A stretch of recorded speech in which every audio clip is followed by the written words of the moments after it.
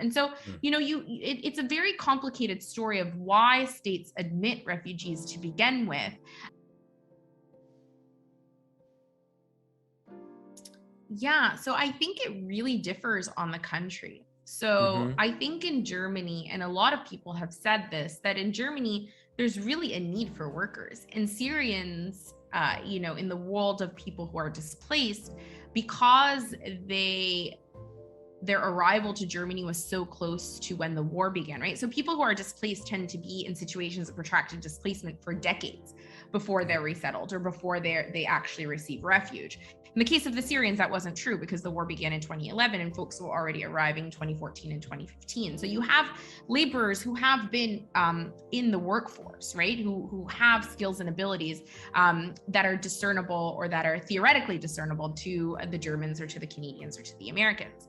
And so in Germany, the admission of about 500,000 folks, actually now Syrians make up, as far as I last read, about 1% of the German population, was, from a lot of commentators' perspectives, to bolster and to support the German economy, which had a very, very low unemployment rate once folks were arriving, had a very high need for that kind of labor, for the apprentice or semi-skilled labor.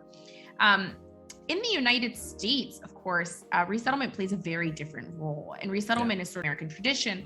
It's cast as a symbol of American welcome. There's a refrain repeated over and over again that we are the country that offers the highest number of resettlement every year. And so in the United States, it's very much a political tool. And that was really its downfall because during the Trump administration, it became a political target. So why would Donald Trump, there's so many different aspects of our immigration policy, but this became the focus. And the reason it became the focus is because it was the symbol of American welcome that he very much wanted to dismantle. And so, it's a very complicated story of why states admit refugees to begin with. And whether the goal is economic or not. And to some extent, we can't really speak to that empirically, right? We don't have the evidence to tell us one way or the other. But at the end of the day, I am less interested in that in the book. And I'm much more interested in how do people feel? How are they received? Do they feel like they have a dignified welcome? Do they feel they're living decent, comfortable, dignified lives? Are they able to fulfill their sense of self? And that's where the idea of state-structured human capital came for me is, are they given the tools? Are they given the recognition? Are they allowed to sort of express themselves in their full possibilities?